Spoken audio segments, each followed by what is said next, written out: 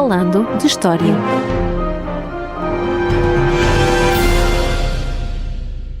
Olá a todos e bem-vindos ao episódio número 95 do podcast Falando de História. Eu sou Paulo M. Dias e comigo está, como de costume, Rogério de Jesus. E hoje temos um episódio especial, muito apropriado a esta época natalícia, sobre a história da doçaria portuguesa. Mas antes de irmos aos doces, aproveitamos para agradecer aos nossos patronos que nos permitem continuar a fazer este podcast amador e de que tanto gostamos. E já sabem, se quiserem juntar-se à nossa comunidade, apoiando-nos mensalmente, podem fazê-lo na plataforma Patreon, através do link que deixamos na descrição deste episódio.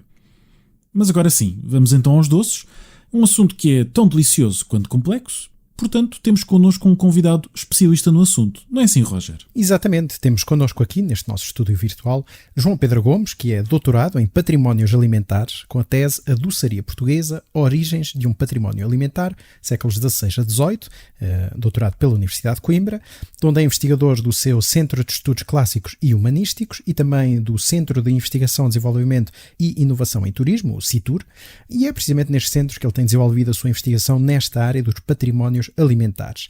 É atualmente docente na licenciatura em Gastronomia no Instituto Politécnico de Coimbra e formador na Escola de Hotelaria e Turismo de Coimbra e por isso é realmente a pessoa ideal para nos vir falar desta doçaria mesmo nas vésperas do Natal. E agradecemos desde já ao João Pedro por ter aceito este nosso convite, este nosso desafio para nos vir falar aqui destes seus temas tão prediletos e tão doces. Muito obrigado, João, por estar aqui connosco neste nosso estúdio virtual. Olá, Roger. Olá, Paulo. Muito obrigado pelo vosso convite. É com grande gosto e prazer que estou aqui para falar de um tema que é doce. Pode algumas pessoas às vezes ter um travo amargo, mas aí estamos a falar de comida, portanto estamos a falar da experiência sensorial de cada um. Claro. E começamos, enfim, a primeira pergunta vai um pouco mais atrás, porque para conseguirmos falar desta nossa doçaria portuguesa, se calhar convém explicar o contexto. Portanto, a primeira pergunta é assim, geral, o que é que nós sabemos sobre a importância da doçaria, dos doces, na antiguidade clássica, na Europa medieval, quer dizer, como é que evolui? Eu imagino que os doces que chegam aos séculos XIV, XV, XVI, XVII e por aí fora não sejam iguais, portanto, como é que era essa doçaria antes? Ora, não são iguais, porque a doçaria, como qualquer parte da alimentação, é evolutiva e é dinâmica, portanto muda conforme as tendências, conforme os gostos, conforme o aparecimento ou desaparecimento de produtos. No entanto, a doçaria tem e encontra as raízes na antiguidade clássica que ainda são possíveis quase de ver em alguns doces hoje. Portanto, os doces transformam-se, eles não propriamente não ficam diferentes do dia para a noite, nem são assim tão diferentes. E na verdade, se na altura que fiz o doutoramento me propus a estudar o pico, digamos assim, do desenvolvimento da doçaria, que é o século XVI, XVII, XVIII em Portugal, rapidamente percebi que tinha que pelo menos abordar as origens, de onde é que vem esta predileção do doce, qual é que é o lugar que o doce ocupa. E na verdade vi-me a fazer duas teses de doutoramento numas, que foi estudar o doce antes do açúcar e o doce depois do açúcar, porque é necessário fazer esta divisão. E portanto, quando falamos em período medieval, quando falamos em antiguidade clássica, falamos obviamente principalmente de uma doçaria antes da expansão do açúcar. E o que encontramos, principalmente já na literatura grega, é esta associação do doce à festa. A associação do doce a momentos de elevada sociabilidade, de grande comensalidade, de celebração, de exceção. Aliás, já alguns escritos nos falam sobre as práticas alimentares dos persas, nos diziam que eles eram mais fãs de produtos doces do que os gregos. E aliás, é até uma das críticas que os moralistas depois fazem ao orientalizante Alexandre o Grande, não é? Que se orientaliza demais, que se deixa encantar pelo Oriente, e nas entrelinhas vamos já lá encontrar estas críticas à alimentação, não é? Ao luxo que Alexandre terá introduzido com este contacto com este médio e próximo e médio Oriente. Mas na verdade, já no contexto alimentar grego da Antiguidade Clássica, nós encontramos muito presente o mel, portanto, como adoçante privilegiado, obviamente, não é? Com já especificações muito claras de onde é que se recolhia o melhor mel, portanto, já com as diferenças de que diferentes flores dão origens a diferentes meis com sabores e cores e odores diferentes. E já no período grego notamos o uso do mel associado a frutos secos, muito principalmente às sementes de sésamo e às massas farináceas e aos laticínios. Portanto, o mel aparece desde logo associado a massas feitas de farinhas, principalmente de trigo ou de outros cereais, a misturas que já envolvem laticínios, normalmente queijos pouco curados, e os frutos secos. E sempre neste contexto de festa, de banquete, de exceção. Eles já estão cá. Aliás, ainda hoje nós temos alguns doces gregos que reportam a estas primitivas, digamos assim, estas originais concepções doces gregas antigas. Nomeadamente massas fritas, já se fala na literatura dos doces de massa embebidos em azeite. Portanto, nós percebemos que são fritos em azeite depois cobertos de mel. Portanto, já há esta associação direta do doce à sociabilidade e algo de exceção. Aliás, muito posteriormente, ainda que a origem seja pré-clássica, e falamos disso, entretanto, depois na Idade Média, por algum motivo é que a terra prometida é de leite e mel. Eu até costumo dizer na brincadeira, não é de vinho e chouriço. Portanto, não é? A questão é esta, porque na verdade nós temos dois produtos que são por natureza doces. O leite é doce, nós hoje é que temos leites tratados. O leite não pasteurizado é um leite adocicado, somente o leite gordo, não é? O leite integral, vindo diretamente do gado. E portanto, é esta associação do doce também à gratuitidade. O homem não tem que fazer nada para recolher mel ou para recolher leite, ele é gratuito. É uma benção divina e, portanto, tem depois também no cristianismo há esta roupagem positiva do doce, mas ela já existe nestas sociedades mediterrânicas clássicas e que depois, obviamente, transmuta este complexo simbólico, né, até alimentar do doce para a civilização romana. Portanto, para a Roma clássica, vai replicar e vamos encontrar novamente os frutos secos nas festas e nos banquetes, o mel como o adoçante principal, os vinhos condimentados e adoçados. Portanto, há toda aqui uma associação do doce à festa, mas ela não é propriamente inocente, porque já conseguimos perceber na literatura médica grega e romana uma associação de base dita científica, pela ciência conhecida e usada no período, não é? Principalmente a medicina, quando diz respeito à alimentação, hipocrático-galénica, portanto, a concepção do mundo com as suas propriedades, com as suas 4 propriedades, tal como o ser humano, e que os alimentos tinham estas propriedades que ajudavam ou não a situação física do ser humano. É a chamada teoria humoral. E por esta teoria humoral já aparece muito recorrentemente durante o período clássico a associação do mel como um coadjuvante da digestão.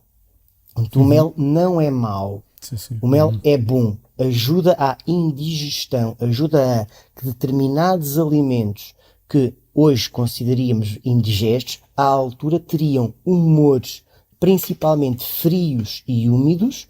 Era assim que se concebia e, portanto, o mel era considerado quente e seco e, nesta filosofia do contrário, que, aliás, o mundo clássico medieval vive da filosofia do contrário, basta ir ao bem e o mal e toda essa concepção que vai para dentro de toda a concepção da vida do homem medieval e do homem moderno. E, portanto, esta dicotomia já existe muito clara e, portanto, o mel ajuda a compensar. Galeno já diz muito claramente, atenção, as massas que são fritas devem ser consumidas com mel porque são digeridas de forma mais fácil. Transformam-se no estômago em bons humores de forma mais fácil. Obviamente que isto fica para sempre associado ao doce até ao final, pelo menos do século XVIII. Esta associação médica que é inerente, está lá por baixo, mas que dá a base a todas as formulações que depois se seguem nas cronologias posteriores. Não é? E, portanto, vemos depois nesta medicina muito claramente esta associação. Portanto, hoje, quando pensamos o porquê de pormos açúcar em filhoses, o porquê de criar doces de queijo com doce. Portanto, tudo isso tem uma base científica clássica, médica clássica, onde o mel é visto como um importante coadjuvante das questões da digestão e da própria absorção do que nós saberíamos dos nutrientes. Na altura não havia este conceito, obviamente. E o que é que sabemos concretamente sobre os doces no Portugal medieval, por exemplo? Bem, o Portugal medieval, tal como a Europa medieval, vai beber toda esta tradição. Não é? Estes famosos e hoje muito desmistificados anos escuros das idades, séculos escuros das idades das trevas, de facto não existem neste período. O que há é uma sobrevivência desta medicina, agora com outra roupagem. E aqui a arte culinária vai ter um caminho muito interessante. Principalmente sobre o cristianismo, porque o cristianismo vem trazer à prática alimentar algo que não era tão comum ou tão divulgado como eram nas religiões politeístas, nas morais, digamos assim, nas concepções do mundo politeístas gregas e romanas, que é o conceito da gula e da culpa em comer. Quando há culpa em comer, há proibição de produtos, há o evitar determinados produtos, há uma moralização sobre o ato alimentar. Nós já vamos ter no século VI, V, dos vários criadores, não é, da moral cristã que se vai formatando e que se vai consolidando ao longo dos séculos, dizem já, façam muita atenção às frigideiras ciciantes. Portanto, esta ideia de que uma frigideira tem o mesmo som de uma cobra. Portanto, e que é perigosa. Portanto, atenção à arte inútil da pastelaria. Portanto, tudo o que ultrapassava a nutrição ou o sustento do corpo era visto como excesso, e um excesso que tinha que ser regrado. Portanto, é o ascetismo alimentar cristão no seu melhor.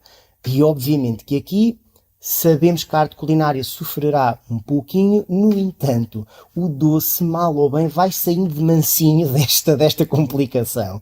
Exatamente porque o mel, principalmente o mel e o doce em geral, está concebido como positivo, principalmente no discurso bíblico. Há esta ideia do mel como um dos alimentos da terra prometida.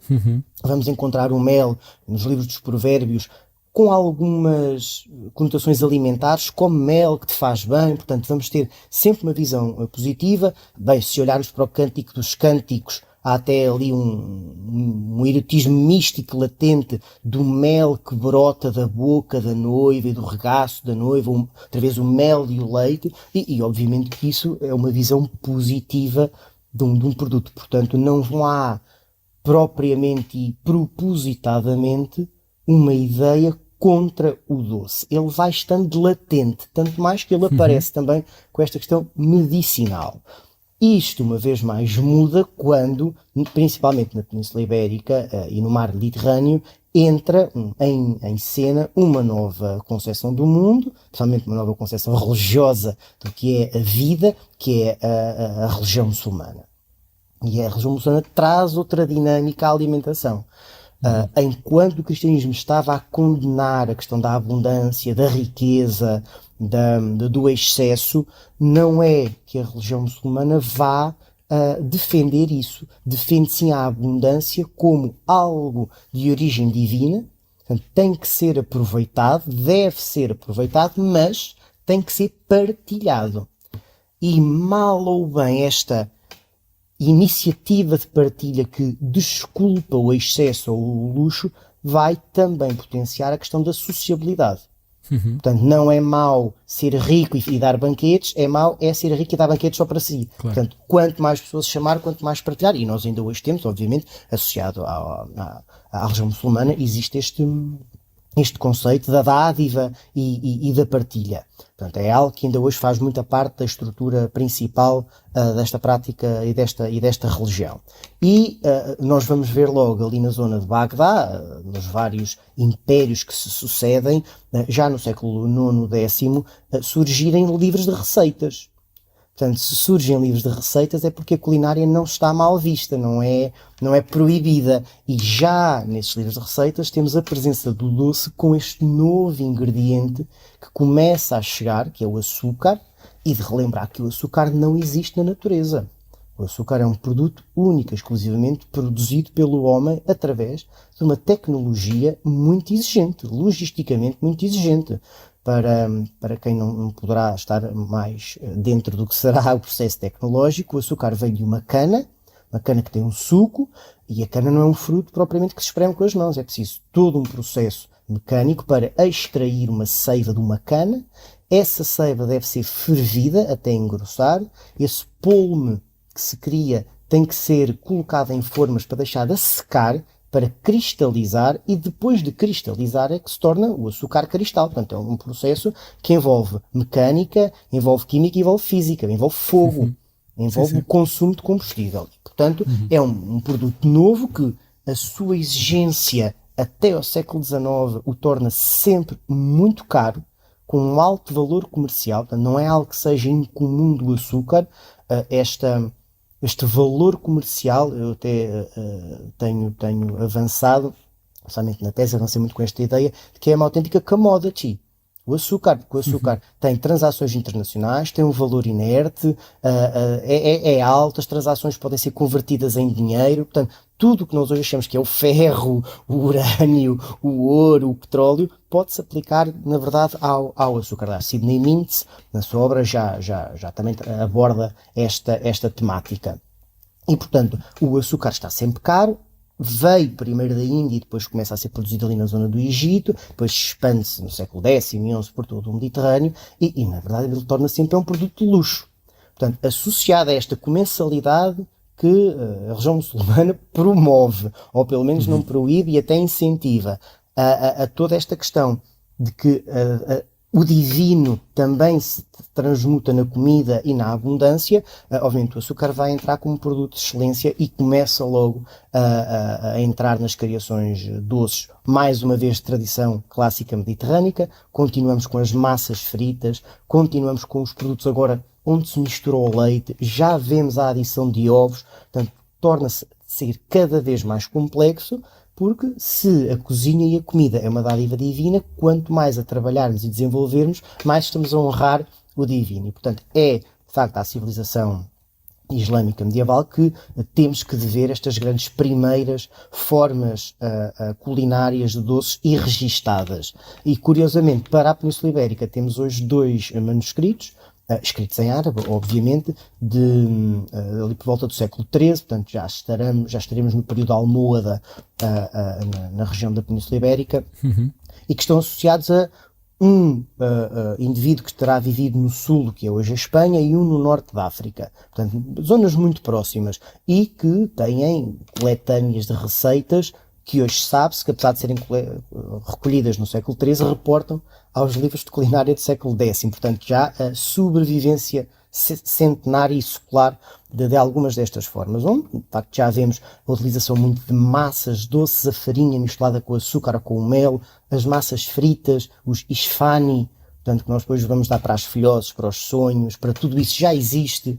A produção do arroz cozido com leite, portanto, que nós vamos chamar de arroz doce, são do arroz cozido com leite e cozido com açúcar, e, portanto, elas já aparecem nestes receituários, esta junção do açúcar e destes elementos que já vinham, portanto, de tradição clássica.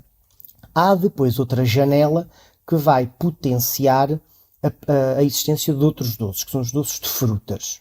E estes aqui, mais uma vez, vão pela porta do lado. Porque, mais uma vez, temos a farmacologia a usar não o mel agora, que de referir também no período clássico, o seu conceito, a ideia que se tinha do seu poder preservativo, portanto, de preservar, de conservar as propriedades, principalmente dos vegetais, vai ser transportado para a farmacologia e para a medicina muçulmana, muito desenvolvida nesta época. O desenvolvimento tecnológico também dá um grande salto nesta cultura, e chega ao açúcar, e o açúcar permite outros pontos, a nível culinário e, obviamente, até a nível farmacológico, permite outro tipo de conservação, outro tipo de produtos. E vamos encontrar o que nós hoje chamaríamos de doces de frutas, as compotas, as conservas de marmelos, de maçã, de pera, de pêssego, as geleias vindas do caroço e das cascas do marmelo. Já estamos a ver como produtos farmacológicos, medicinais, que ajudam a recuperar a saúde em algum momento ou que são consumidos de uma forma que não tem muitos problemas, porque se o açúcar é bom e é muito parecido ao que era chamada a compleição do ser humano, portanto aos humores do ser humano, então não faz mal. Portanto, pode-se consumir à vontade. A que se associam com os chamamos os xaropes, portanto os extratos de algumas flores e de alguns sumos de frutas que são transformados em xaropes e depois dissolvidos em água e comidos no final da refeição. Portanto, para ajudar à digestão. Portanto, nós temos aqui esta parte medicinal que poderia ser uma parte muito escondida, muito específica, mas que, como depois se veio a comprovar, é através desta porta pequena que a doçaria depois entra em grande na Europa medieval cristã.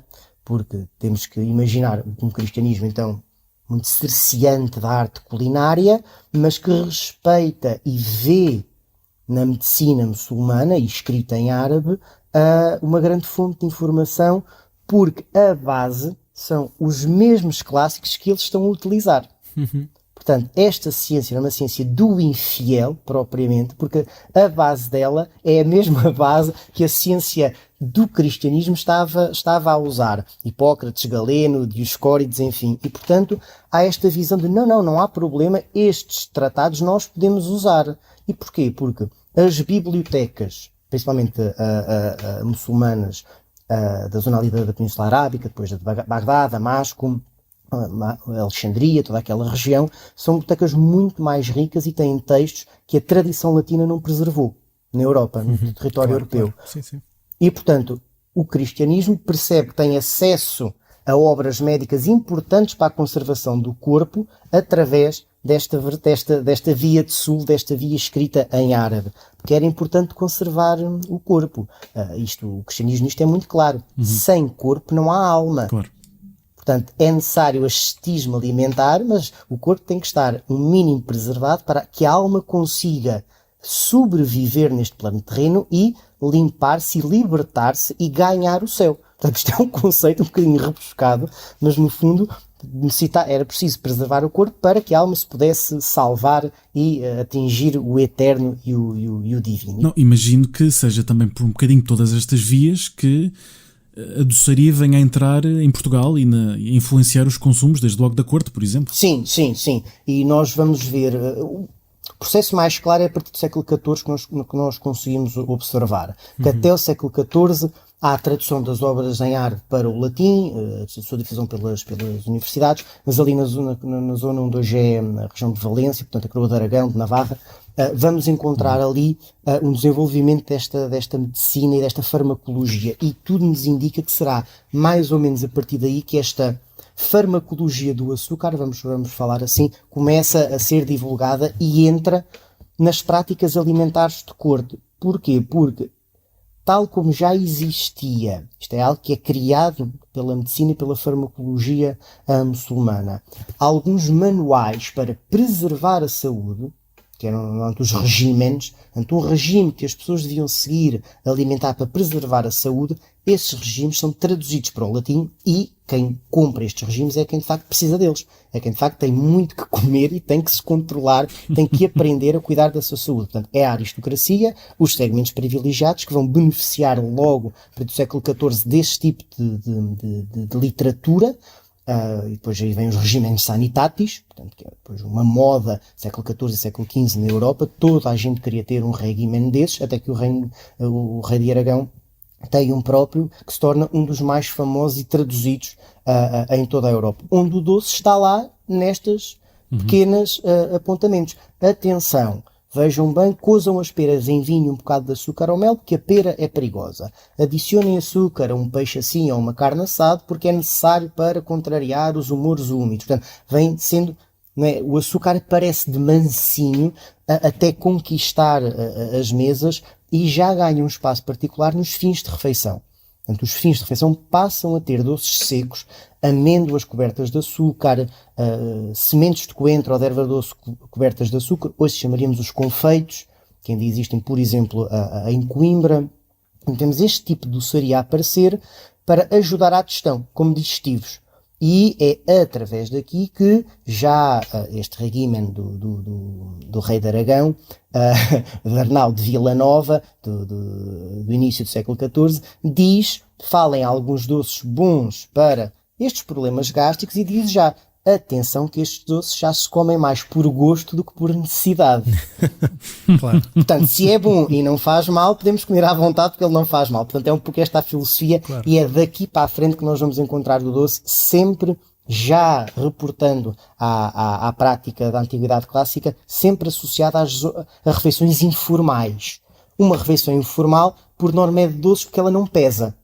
Não é onerosa depois para o corpo humano. Portanto, o doce pode ser comido em contextos de maior informalidade. E é aqui, primeiro, com as tais frutas, com os doces de frutas farmacologicamente inofensivos que ele entra. Obviamente, depois, o século XV vem-nos trazer mudanças na arte culinária. Há uma renovação culinária no século XV na Europa.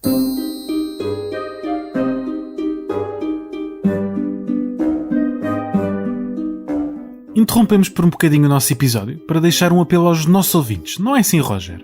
Sim, o podcast Falando História é um projeto independente, como todos sabem, e por isso, se os nossos ouvintes quiserem apoiar-nos e contribuir para a manutenção deste nosso podcast, podem fazê-lo através da plataforma Patreon em patreon.com/falandohistoria. E claro, deixamos este link na descrição do episódio, onde podem encontrar toda a informação necessária para fazer parte da nossa comunidade.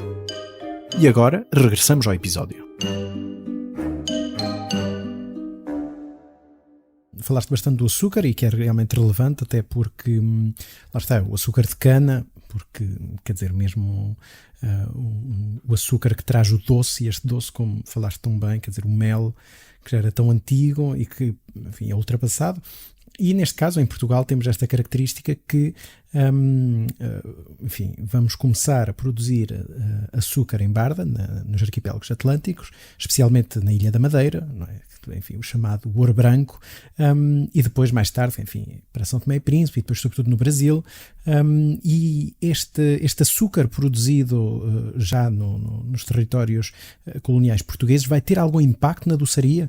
Porque, quer dizer, apesar de, como disseste bem, o açúcar é um bem caro, não é propriamente uma coisa barata. E tem algum impacto ou acaba por continuar a ser cooptado pelas elites como um bem de luxo?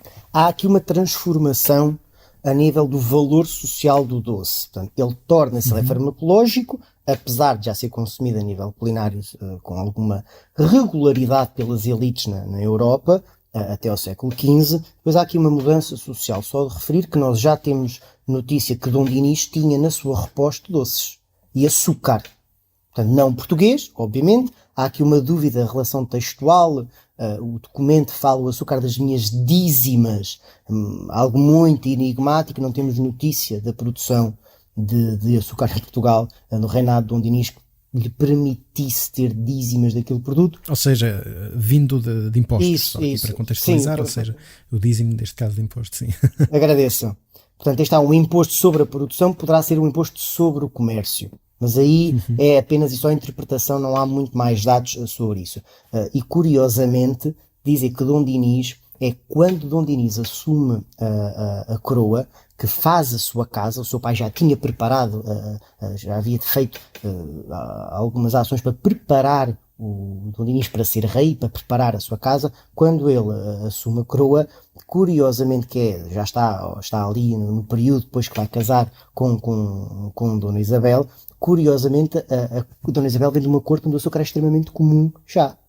Portanto, é o irmão dela que tem este regime associado, onde já se fala de açúcar, onde os boticários já produzem muitos doces para a corte real. Não sabemos se há aqui uma causa e efeito, mas que é uma coincidência interessante, é que as primeiras provas de açúcar em Portugal é, de facto, ao início do reinado de Dom Dinis, quando ele constitui a sua corte. E, portanto, depois vamos ver todos os outros reis a prolongar esta associação do doce à prática da comensalidade dentro da corte. Portanto, além das relações diplomáticas por si, este casamento entre Dom Dinis e Isabel de Aragão, a Rainha Santa, não é? Pode ter trazido também, enfim, isto é sempre uma hipótese que está em cima da mesa. Aí está, é uma hipótese. Eu não consegui explorar, aliás, durante o doutoramento, quando estava a explorar o período medieval, atrevi-me a dizer às orientadoras, eu vou parar no período medieval porque é tão interessante. Elas, não, isto não é a sua tese. Portanto, eu tive pena, hoje obviamente desenvolvo mais estes estudos. O período medieval, há muita documentação por conhecer, pode trazer algumas novidades em relação a isto. E esta coincidência a mim foi muito curiosa. Aliás, já mesmo com Dom Dinis, já há aqui, percebe-se que já há uma inovação culinária em Portugal. Dom Dinis já refere uma copa de mesa, que era algo que não existia, pelo menos nos testamentos conhecidos, e curiosamente, ele, quando faz um dos testamentos dele, diz que já está, que doa as suas peças de mesa, não é? As suas alfaias de mesa, ao seu filho ou ao rei que há de vir, porque é preciso ter uma mesa. Portanto, a associação da figura do rei também à mesa. Portanto, temos aqui um autêntico momento de transformação culinária europeu, e Portugal está completamente alinhado nas tendências. Obviamente, se nós encaminhamos, não é? Estamos encaminhados nesta profusão, depois que vão ser os doces, já surgem em livros de cozinha da França, em livros de cozinha catalães, ingleses, italianos, quando nos tornamos produtores na Madeira, o que o açúcar transforma não é a quantidade disponível, é o existir açúcar.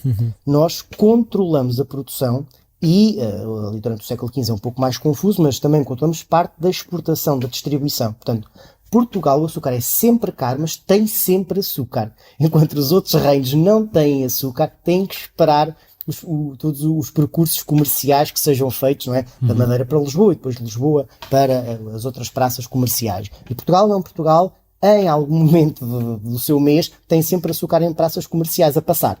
Portanto, esta disponibilidade e não acessibilidade, porque o açúcar não era acessível, sempre foi caro até o final do século XVIII. Aliás, só a introdução da tecnologia de retirar a sacarose da beterraba e transformá-la em açúcar no século XIX, na Europa Central, é que muda este panorama.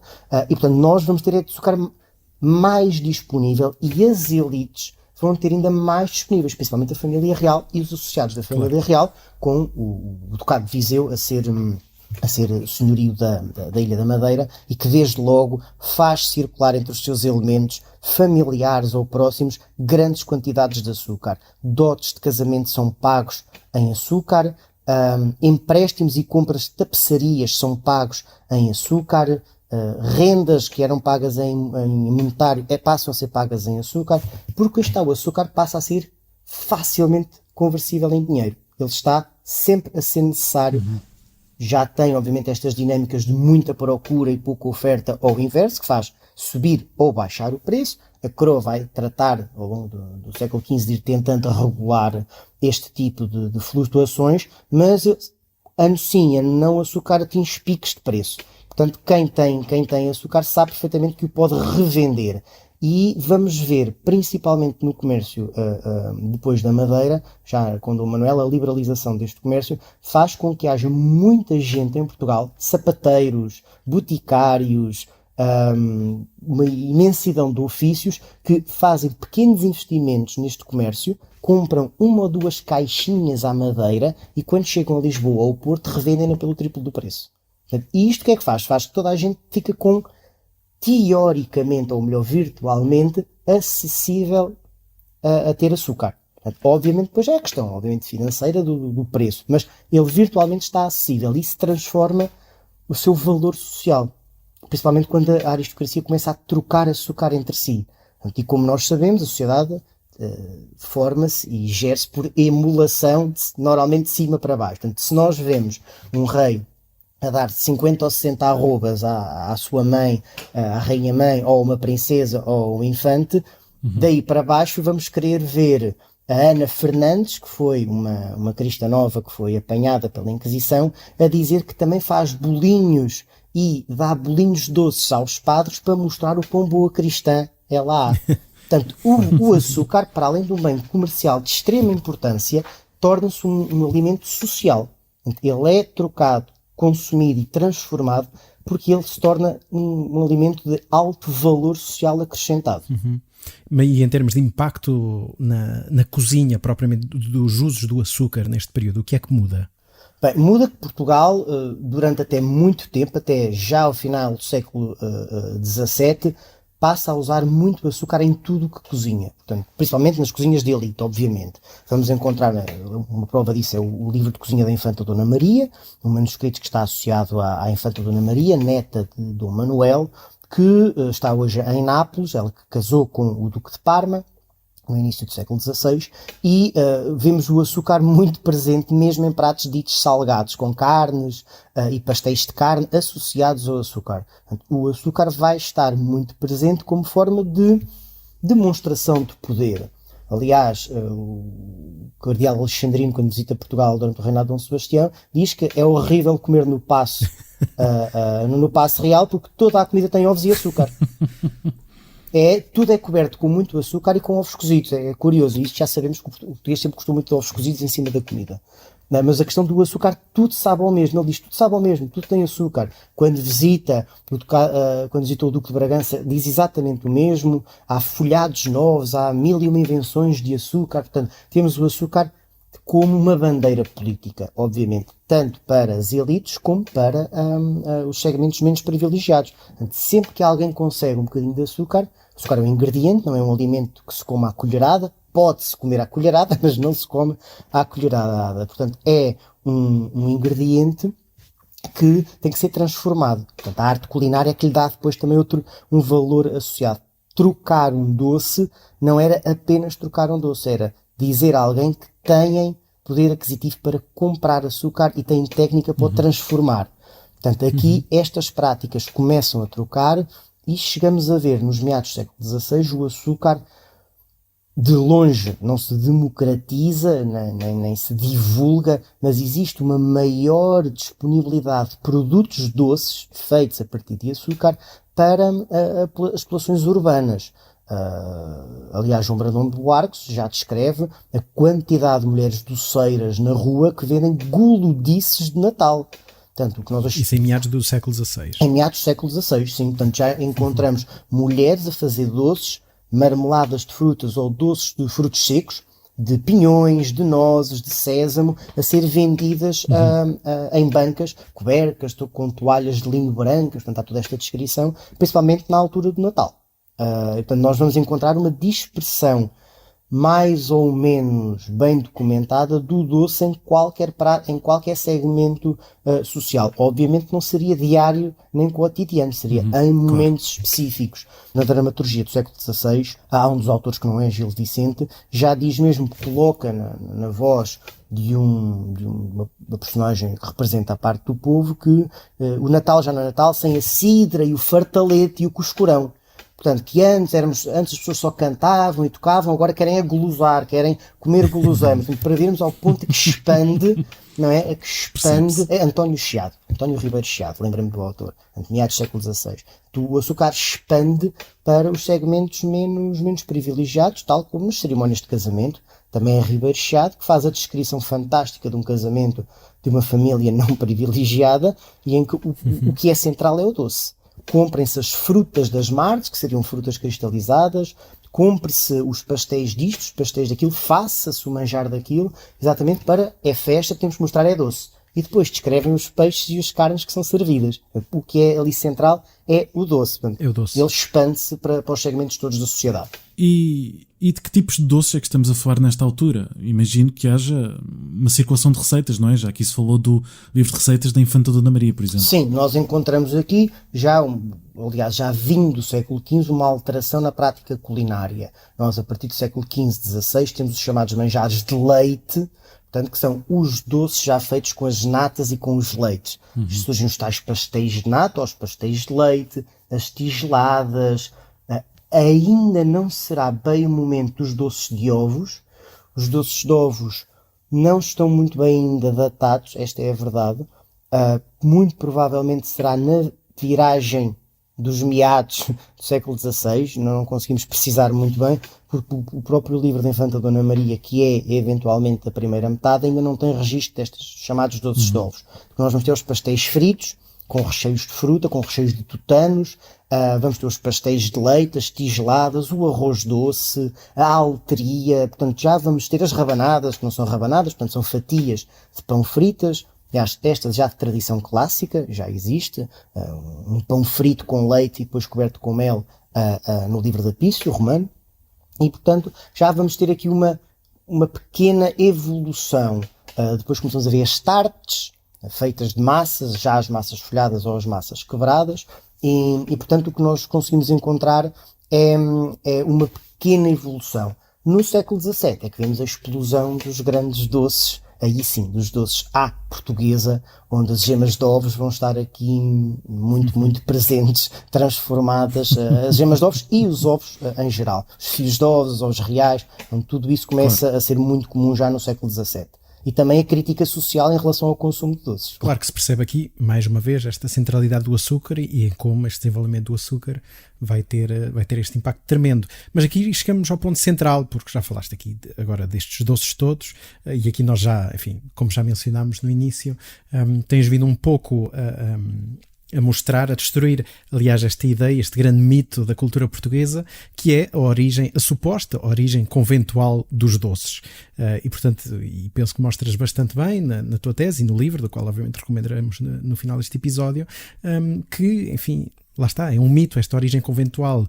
E, portanto, quando é que surge? E porquê é que surge? Porque é uma ideia bastante simples de se perceber, essa ideia de que havia uma grande produção de ovos, um excesso de ovos e tudo mais, ou até de açúcar nos conventos, e portanto os conventos são o sítio onde esta doçaria se desenvolve, mas na realidade não é bem assim. É o tema mais amargo, falando de doçaria, não é? Sim. Como é Sobretudo até porque hoje em dia está muito na moda estas feiras de doces conventuais e portanto imagino que estejas barrado em 90% delas.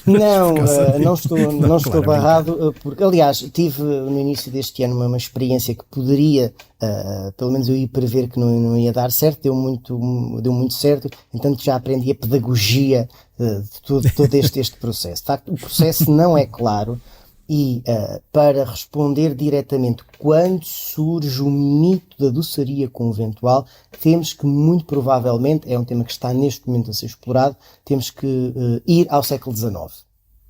Principalmente os anos 30, 40, 50 do século XIX é onde surgirá este fascínio pelo que seria aquela doçaria perdida dos conventos. Bem, aqui historicamente é muito fácil de justificar esta como outras posições que se tomam durante este período das revoluções liberais, antes das invasões francesas, portanto a destruturação completa da sociedade portuguesa, a inversão, aliás não há inversão, há de facto a destruição de valores e de ordens e hierarquias sociais, e passamos a ter uma facção mais conservadora e uma mais liberal a querer controlar o poder e obviamente as rédeas do reino. E obviamente que a facção conservadora irá sempre reportar aquele passado do chamado antigo regime, né, onde a monarquia absoluta é que dava o mote para o grande desenvolvimento, é que controlava a sociedade. Portanto, vamos ter que o achar aqui. É aqui que começam a surgir os primeiros discursos, ainda pouco politizados, mas já sintomáticos de que na sociedade há este saudosismo por este passado dourado, é um passado do século XVIII, passado barroco, é o passado tanto de Dom João V, como depois o passado de Dom José e da grande praça do comércio e de Portugal, este grande empório comercial de Marquês de Pombal. Portanto, é um passado que se perde e que esta sociedade do século XIX vai tentar recuperar. Daí os tantos e tantos revivalismos que nós encontramos no século XIX, na literatura, na arte. Portanto, tudo isto é um sintoma desta sociedade que quer reportar ao antigo. O mito estará aí.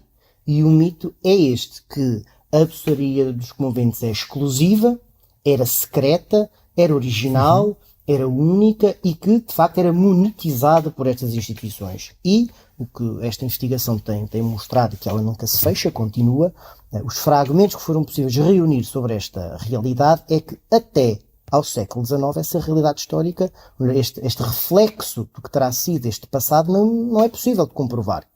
Não é de todo possível de comprovar. E há aqui um grande disclaimer. Há doces dentro dos conventos. Claro. Ninguém nega, e tonta será a pessoa que nega a presença do doce dentro dos conventos. Se o doce está presente em toda a sociedade, é inconcebível que ele não entre num sítio onde as hierarquias ainda são mais rígidas e que obedecem a leis ainda mais e as regras ainda mais apertadas e cerceantes como uma ordem monástica, uma ordem religiosa. Sim, obviamente. Portanto, o doce e o açúcar, obviamente, passa para dentro dos conventos exatamente nos mesmos moldes que ele existe cá fora. Agora, é necessário entender o que é um convento no século XVI, na segunda metade do século XVI, século XVII, século XVIII e até à primeira metade do século XIX. Um convento não é uma prisão de mulheres. Que fique muito claro. Os mosteiros não são todos iguais, os conventos não são todos iguais. Os mosteiros dos conventos femininos e masculinos não são iguais entre si, são muito diferentes entre si. Há hierarquias, há instituições mais ricas e instituições mais pobres, tal exatamente como existem hoje paróquias ricas e paróquias pobres, portanto organizações dentro do que é a Igreja Católica que têm mais dinheiro e outras que têm menos dinheiro. É assim desde sempre, e obviamente que quem vai e quem ingressa num convento faz, obviamente, para respeitar a sua condição social. E falando aqui com historiadores e eventualmente para quem nos ouve também saberá um bocadinho desta área tão complicada que é a história hoje, porque hoje há muito historiador amador, portanto é muito difícil fazermos valer o nosso trabalho, toda a gente tem uma opinião sobre a história, a gente acha que pode fazer história, eu qualquer dia também acho que vou fazer nutrição um dia destes, ou medicina, ou engenharia civil, portanto acho que vou fazer. Talvez me deem as famosas equivalências, não é? Que os nossos políticos também muitas vezes têm, a cursos, e portanto é difícil muitas vezes fazer valer esta informação recolhida através de métodos científicos, e na verdade o que nós encontramos é que um convento é uma instituição extremamente particular durante este período. Estamos a falar de uma sociedade altamente devota, católica, portanto, já aqui derivada com a Contra-Reforma de um catolicismo com características muito específicas, em que é inconcebível que alguém não seja católico em Portugal. Aliás, a Inquisição está cá para certificar muito claramente isso, e para controlar muito claramente quem o não é. E, portanto, o mostrar que se é católico é importante. E nesta concepção do católico, neste período, a salvação da alma é essencial. Aliás, quem estuda testamentos sabe perfeitamente, e é de facto uma investigação hoje muito interessante a ser feita por colegas, sobre os discursos que são feitos de salvação da alma dentro de um testamento. Portanto, a pessoa quer de facto morrer e garantir que a sua alma é salva. Uma das formas mais fáceis, tem que se pagar para isso, que é ter uma freira num convento, é ter alguém que para o resto da vida esteja constantemente a rezar por nós. Portanto, há esta economia religiosa que é necessária às famílias. As famílias têm a sua condição social reconhecida por ter mulheres dentro de um convento e ter homens, mas principalmente mulheres. São mulheres que se tornam esposas de Cristo. O trabalho delas é este, o ofício delas é rezar pela salvação das almas, principalmente dos seus, obviamente, e depois toda a questão da limpeza de sangue, que conhecemos durante este período, que entrar num convento era um alvará de que a pessoa era das maiores linhagens, ou das linhagens mais limpas a nível religioso em Portugal. E, portanto, ter uma mulher num convento faz parte, acima de tudo, da engenharia familiar e da engenharia de poder. E temos que imaginar, portanto, estas mulheres, muitas delas sem vocação. Porque há, de facto, mulheres com vocação para a religião e para a adoração ao divino. Há mulheres que só queriam ser mães e ter filhos e ter uma família e uma casa. E isto muitas vezes não acontece. Portanto, temos que imaginar também estas mulheres, principalmente as que vêm de estratos privilegiados, de segmentos privilegiados da sociedade, que vão para um convento porque é a opção que têm disponível, a questão dos dotes, dos casamentos e da engenharia matrimonial que é feita nesta altura. E a verdade é que esta mulher vem de um ambiente de luxo e de abundância, não pode ser colocada num sítio que é completamente ascético a nível alimentar. Isto não existe. Isto não existe. As condições sociais têm que ser minimamente mantidas e garantidas dentro deste espaço, porque a própria condição da família, o próprio respeito da família depende desta condição social que se materializa muitas vezes na abundância. E daí, claro, que o açúcar e a doçaria, já estamos no ponto da doçaria. Ora, nem mais. Já ultrapassou o açúcar e já estamos na doçaria, como a entendemos, e que faça parte, claro, deste cotidiano, desta realidade, dentro da vida conventual. Era uma característica desejada de qualquer mulher que soubesse fazer doces. Aliás, na carta de guia de casados é dito isso mesmo. Mulher que se preze tem que saber fazer marmelada. Século XVII, metade do século XVII, a mulher tem que saber fazer renda, tem que saber fazer bordado, tem que saber receber, tem que saber fazer alguns doces para a necessidade da medicina familiar, porque ainda tem esta questão terapêutica, mas para receber, para a grandeza. Aliás, até é dito que tudo isto faz parte da grande máquina da corte, da vida da corte. Portanto, está associado à própria vivência doméstica o doce como arte de receber. E aqui reporto aqui um caso muito curioso que acontece na Universidade de Coimbra. Há umas investigações que são feitas a casos de corrupção e de subornos. Um dos casos é muito peculiar, porque há uma troca de doces entre um estudante e um secretário da universidade, para o secretário lhe dar mais prazos. Temos todo esse caso reportado, mas num desses casos, um dos lentes da universidade está acusado, mais uma vez, de ser cristão novo, mas a acusação não passa por aí, porque ele parece ser extremamente poderoso dentro da comunidade cristã nova em Coimbra, e a acusação passa pelos comportamentos impróprios com os alunos. E, ao que parece, alguém disse que ele se desabria com os alunos, aliciando com doces. Uma questão de aliciamento aqui, é claro, o processo, há um aliciamento sexual de um homem a rapazinhos jovens com docinhos. Vem cá dar um docinho. Com doçaria, e claro. depois é a questão das pessoas que ele abraçou-me e deu-me um beijo, eu fugi, eu gritei, ele depois deu-me mais doces para eu me calar. Portanto, uma questão de abuso sexual e de assédio sexual puro. E neste caso aqui ainda mais associado ao crime nefando da sodomia e da homossexualidade. Claro. E o curioso é que depois, ele sendo um lente, é-lhe permitido uma resposta por escrito às acusações. E lá no meio da resposta há algo extremamente peculiar, que ele diz: dizem-me que eu me desabri com os estudantes e que lhes oferecia doces. Não sei do que é que eles falam, a não ser que eu, em alguma ocasião, lhes tenha oferecido um púcar de água, como é de boa educação. E este púcar de água reporta uma refeição ligeira que dávamos a cada pessoa que recebiam em casa, que era água com doces. Claro. Portanto, e ele o dizer é de boa criação, já nos diz que até mesmo em contexto masculino, saber receber, a questão da hospitalidade e da recepção envolvia o doce. Então, entrando dentro de um convento, estas mulheres tinham práticas de sociabilidade entre elas e dentro delas com as hierarquias que estavam subordinadas, que são as hierarquias das ordens masculinas. Nós não iríamos encontrar este doce? Este doce existe exatamente no mesmo formato. Temos os doces em dias de festa. Há umas constituições de um convento do Funchal, de 1660, que diz mesmo: bem, se a igreja dá mais alegrias aos seus nos dias de festa, a religião tem que dar mais pasto às suas. Portanto, falando das ovelhinhas, das esposas de Cristo que estavam dentro dos conventos, que também elas precisavam de receber mais benesses alimentares. E descreve que doces devem ser dados a cada freira, de forma unitária, em cada celebração.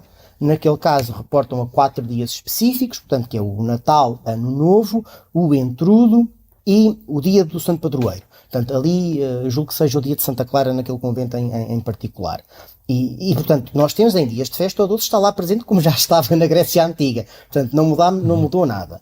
Obviamente que estamos a falar de uma instituição de tal forma estratificada e tão dependente de hierarquias que o doce vai operar de outras formas mais intensas. Ainda para mais que é um domínio feminino, onde a culinária é uma dinâmica importante no mundo feminino. E os lavores femininos. E aí o que é que encontramos? Encontramos o doce à mesa da comunidade de freiras em dias de festa, mas em muito maior expressão, quase semanalmente em alguns mosteiros, à mesa dos homens que servem aquele convento. Dos padres que vão rezar a missa, que vão confessar, que vão comungar, que vão fazer a vistoria moral daquela comunidade. Todas as semanas aqueles padres comem doces. E depois temos a validação das hierarquias. Em dias de festa, o doce opera fora do mosteiro, mas há as obrigações destas comunidades prestarem reverência ao seu superior, fazendo vários doces para dar aos superiores a outros conventos. Isto acontece muito, por exemplo, nos casos são mais bem documentados, beneditinos também, mas no caso das Clarissas, né, que reportam sempre ao convento franciscano das suas áreas como os seus tutores morais e comportamentais. E depois, Dentro destas dinâmicas, há dinâmicas que, digamos, que são menos lícitas. E que também é aqui uma falha, isto são as falhas nas normas. Há uma falha na norma, nas normas destas instituições, que dizem que é permitido a estas mulheres fazerem doces para tratarem com os seus familiares. E dizem mesmo que não é humano o suficiente que estas mulheres fiquem afastadas das pessoas que gostam e, portanto, podem fazer até 2 arrobas de doce por ano para darem aos seus familiares, ou até dar aos pobres ou a conhecidos. E são nestes conhecidos que ali, já no século XVII, se abre uma porta à ilicitude, que é muitas comunidades, não todas, nem está documentado sequer para todas, mas muitas comunidades, principalmente as comunidades dos grandes centros urbanos, Lisboa, Porto, Coimbra, Évora, andamos por aqui, começam a fazer circular estes doces para estes seus conhecidos lá fora, que passam a ser chamados de amigos.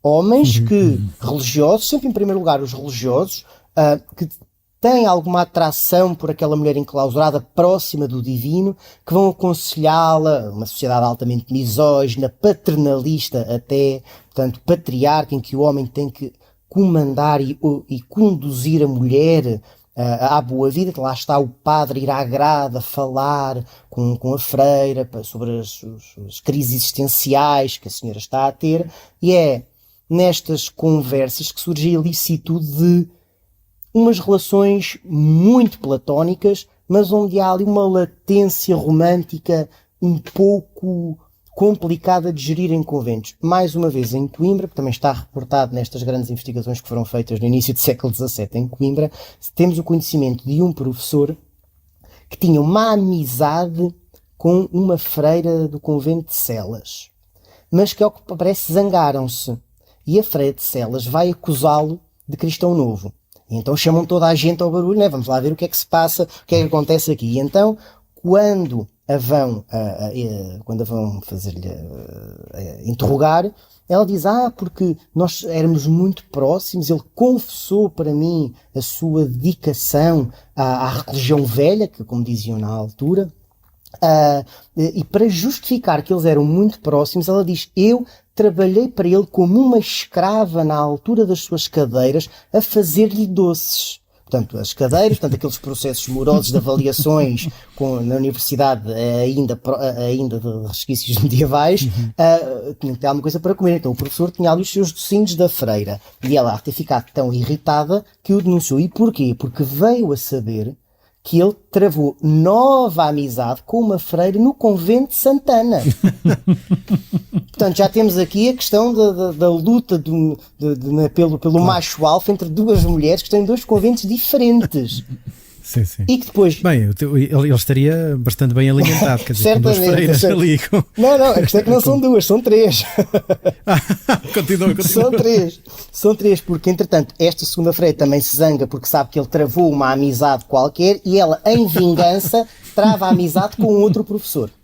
Portanto, está aqui uma pirâmide de 4 vértices muito confusa, porque esta ilicitude, vamos falar num mundo em que a sexualidade não é o que é hoje, portanto a sexualidade é altamente reprimida e qualquer fuga à norma moral, e aliás o período barroco todo ele é fuga à norma social, e esta tensão entre o proibido e o permitido, obviamente que estas relações se vão transformar em autênticas relações ilícitas e vamos ter documentalmente denominado este processo muito complicado que os conventos tentam controlar, que os bispos tentam controlar, que a literatura moralista tenta controlar. Há padres a escrever, por amor a Nosso Senhor Jesus Cristo, por favor não mexam com as esposas dele. Portanto, há um pedido aos homens, deixem de andar atrás destas mulheres, porque elas precisam de se concentrar na devoção ao divino. Mas a verdade é que ele terá tomado uma dimensão tão grande que se falam já nos freiráticos no final do século XVII, portanto aqueles homens com paixonetas, né, atraídos por aquele corpo enclausurado, e a literatura barroca moralista e crítica do século XVIII é muito ácida em relação a tudo isto. Põe o dedo na ferida, culpa não só os homens, e agora já culpa as mulheres, onde o doce é central nestas relações. O que mostra, mais uma vez, não é, como o doce é produzido em contexto conventual, mas o que não quer dizer que toda a doçaria seja de origem conventual, obviamente. E aliás, o que nós encontramos é que não encontramos nada de especial em todos estes relatos, em todos estes livros de despesas de conventos que têm reportados os doces. Não há nenhum doce que se possa dizer, bem, este doce não existe em lado nenhum, foi criado aqui. Falamos de arroz doce, falamos de pão de ló, falamos de pastéis de nata, falamos de folares, falamos de uma imensa variedade de massas doces, falamos de filhosos, falamos de sonhos, falamos de bolos de maçapão, falamos de queijadas, falamos de tantos doces que até estão reportados em Portugal a partir do século XV, XVI. Portanto, a questão da invenção é completamente hoje descabida. O que há é... Se o açúcar já tem um valor social particular, imaginem feito por estas mulheres que já elas próprias tinham um valor social específico numa época em que adquirem ainda mais valor social nestas tensões. E esta doçaria portuguesa acaba por ser original ou simplesmente segue as tendências internacionais? Nós somos muito resistentes às tendências internacionais. A doçaria portuguesa, nas suas técnicas culinárias associadas, fixa-se ali nos meados do século XVII, XVIII, ela não dá grandes saltos para a frente, vai tendo algumas modificações, absorve alguns produtos, nomeadamente a batata, o coco e no finalzinho do século o chocolate, mas ainda uma coisa muito envergonhada, o cacau neste caso, mas a doçaria passa a resistir no século XVII, ela cria uma identidade muito própria. A verdade é que não há um receituário fixo. É talvez a maior característica da doçaria portuguesa. Há de facto uso das amêndoas, dos ovos, do leite, do queijo, do açúcar, portanto há uma repetição de ingredientes, o que há é um dinamismo e uma vida por detrás destas receitas. Nenhuma receita é igual, mesmo receitas que circulam e que nós sabemos que elas vieram de um livro e passaram entre manuscritos e impressos, há sempre alterações. Há sempre alguém que introduz uma alteração, e é estas alterações que às vezes vão fazer que determinados doces, determinados conventos em determinadas localidades ganhem uma ou outra característica mais pública e mais peculiar. Dou um caso de um bolo desaparecido, que são os bolos da Esperança, provavelmente do convento da Esperança de Lisboa. Sabemos que aquele convento fazia aqueles bolos, tinha um recheio com doces de frutas, com doce de gila, ou doce de abóbora, ou marmelada, doces de ovos, uma espécie de travesseiros, digamos assim, com um recheio. O curioso é que sempre se associou aquele a um dos grandes doces conventuais, porque é da Esperança, é criado pelas freiras da Esperança. Curiosamente, no início do século XVIII, temos 3 receitas registadas, nenhuma é igual à outra, e uma delas até diz que foi a senhora dona qualquer coisa de não sei onde que deu. Portanto, que não é uma freira. Claro. Portanto, esta questão da criação dos doces originais não é possível neste momento de provar, e aliás, nos últimos meses tive a oportunidade de apresentar um estudo com a Isabel Drummond Braga sobre um manuscrito em particular em Portugal, o chamado manuscrito do Convento de Évora, o livro das receitas doces do Convento de Santa Clara de Évora, datado de 1729, é 28 ou 29, é de outubro de 28 ou 29, assinado pela escrivã, escrito que foi a abadesa que o mandou registar, com uma página final claríssima a dizer não se passem estes doces secretos a lado nenhum, porque as rendas dos conventos dependem destes doces, e lá dentro dizer este doce é especialidade do convento de Santa Mónica, este doce é uma especialidade do convento de Santa Clara, este doce é uma especialidade da irmã não sei o quê. Portanto, toda esta criação, e que até ao primeiro semestre deste ano justificou em parte o discurso da doçaria conventual, viemos a dar conta que é uma falsificação. Portanto, os dados não estão, a investigação não está concluída, mas os resultados preliminares são claríssimos. Aquelas 2 pessoas que estão mencionadas nunca existiram naqueles anos. A abadesa existe cerca de 60 anos depois naquele convento. Aqueles doces não aparecem em mais sítio nenhum, o que para as dinâmicas da literatura culinária portuguesa é altamente incomum. Haver doces que depois não aparecem em lado nenhum.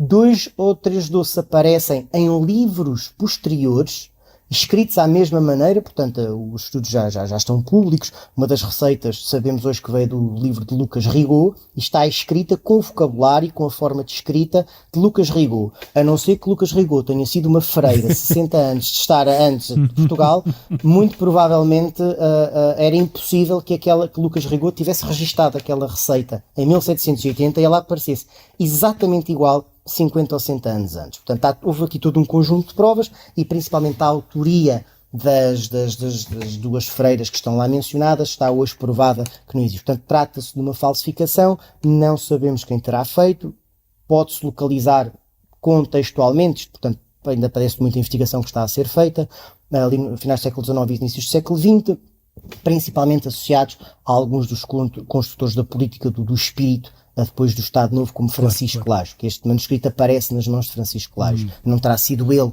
o autor da falsificação, mas eventualmente é ali no círculo dele que se conhece. E, portanto, este documento que comprovava todo este mito, ele desfez-se por completo. Portanto, nós hoje não temos em Portugal um documento que registre receitas secretas de conventos.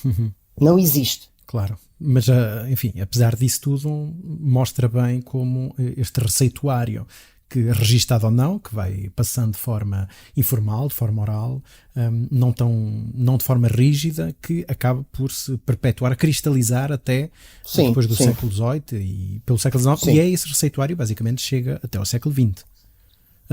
Nós hoje conseguimos perfeitamente localizar um vasto grupo de receitas que está muito bem documentada e principalmente técnicas documentadas. Depois a inovação e a criação trazem coisas fantásticas, não é? Daí para a frente. E fica muito bem documentado esta existência de um vasto grupo de doces, os doces de amêndoa, os doces de ovos, os pastéis, que são já muito identitários já no século XVIII da doçaria portuguesa. Nos últimos meses tive a oportunidade de trabalhar com o Conselho de Cascais na qualificação dos doces tradicionais de Cascais.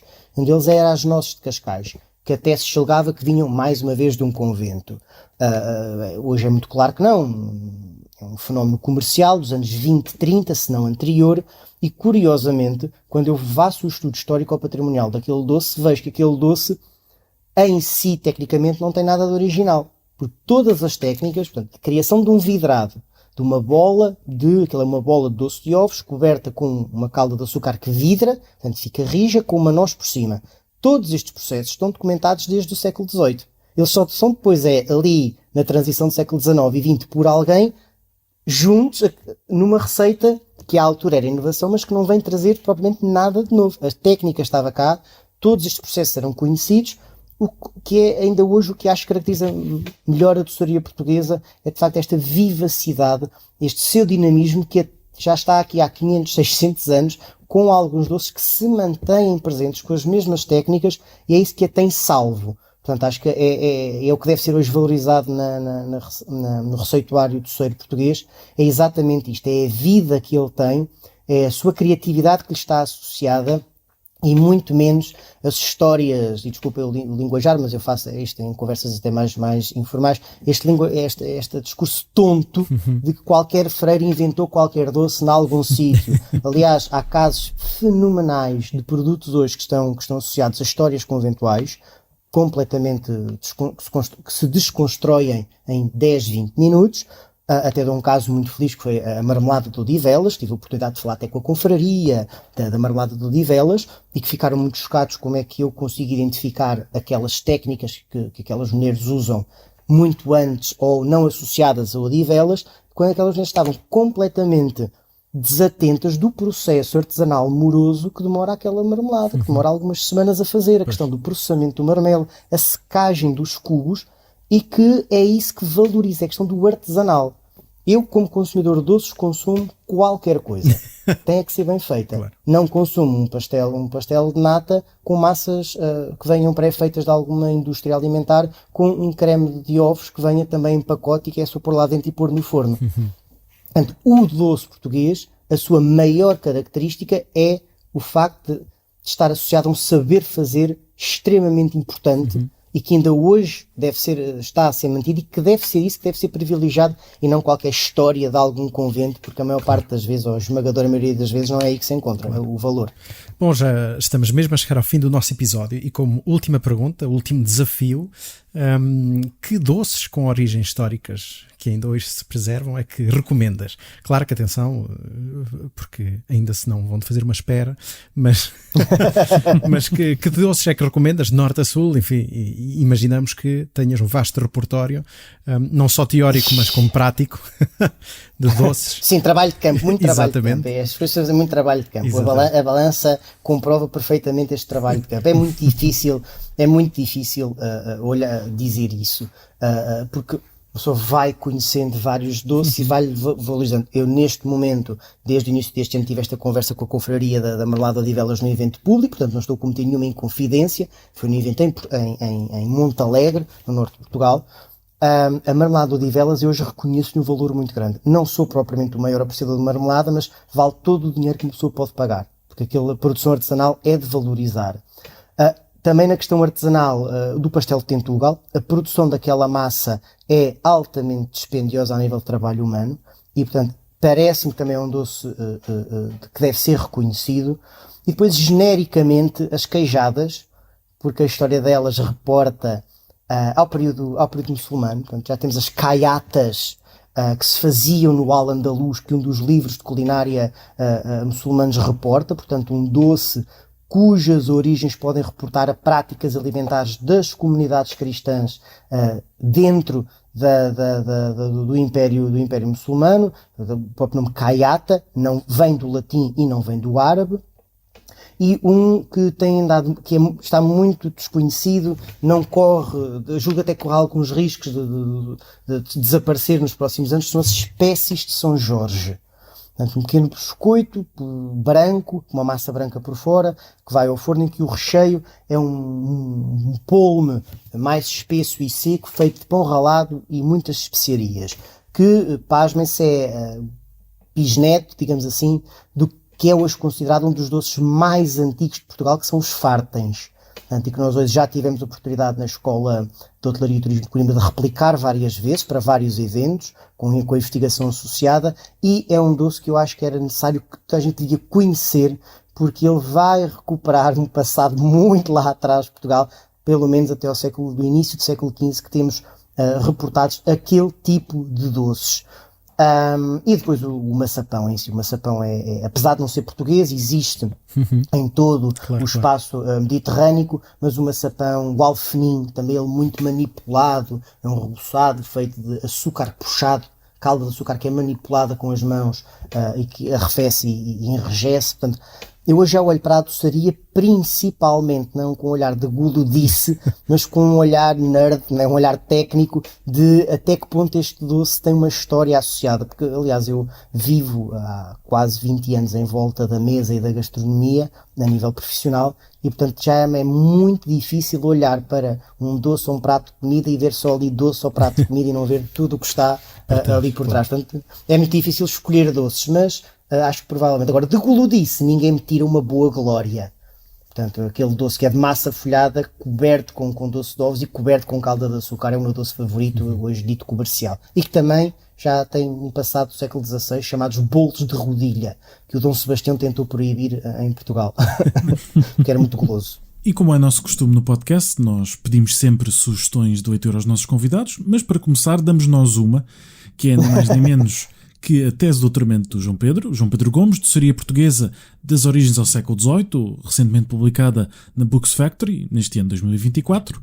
E, portanto, agora sim, pedimos-te a ti, João Pedro, duas sugestões para quem queira saber um bocadinho mais sobre os doces, não tanto na ótica do consumidor, mas do investigador. Do investigador. É incontornável o livro que Isabel Drummond Braga publicou já em 2015, portanto, é aquela velha frase, eu estou em ombros de gigantes, portanto, eu venho dar continuidade a um trabalho que já tinha sido feito e onde já estas questões foram muito tratadas desta forma muito incisiva, da questão do secretismo e tudo isso. Portanto, acho que quem quer conhecer um pouco o que é esta investigação deve primeiro começar por aí, porque aí é que se fundam as bases do rigor histórico, do que é a investigação em alimentação. Sabores e Segredos, receituários conventuais no Portugal moderno. Penso que é assim. Isabel Drummond Braga, de 2015, impresso pela Universidade de Coimbra. E depois uma leitura base para quem quer conhecer o mundo do açúcar, o Tropical Babylons, que já fala o que é o açúcar no mundo, portanto, principalmente com o ênfase nesta parte da idade do período moderno, ainda que Portugal apareça um bocadinho escondidinho. Estamos falando do ídolo datado, com um contexto cronológico muito específico, mas é os inícios do estudo do açúcar e do poder e do açúcar como alimento social, que ele ainda hoje é um alimento social. Aliás, ainda é por isso que nós hoje, muitas das prendas e dos pratos que levamos para encontros de amigos e afins são compotas e doces e não uma torta de salgados, não é? Portanto, o doce ainda hoje é muito presente na nossa sociabilidade e na nossa vida como comunidade. E pronto, chegamos ao fim. Mais uma vez agradecemos ao João por nos ter colocado com fome aqui, obviamente. Pelo menos deste lado, acho que não me apetece ir jantar, mas sim ir comer doces. Muito obrigado, João. Acho que realmente foi uma viagem incrível por toda esta história muito rica sobre a doçaria, ou seja, que mostra e que até chama a atenção dos nossos ouvintes, a próxima vez que tiverem a comer um doce, tiverem um pastel à frente, que pensarem um pouco mais para além simplesmente da gula, como disseste bem. Muito obrigado, João. Eu é que agradeço o convite, obrigado. E por hoje é tudo neste nosso episódio 95 do podcast Falando História. Já sabem, se quiserem contactar-nos, podem fazê-lo através do nosso e-mail falandohistoriapodcast@gmail.com. Como é hábito, a edição foi de Marco António. Vemo-nos para a semana. Até à próxima. Até à próxima. Falando de História.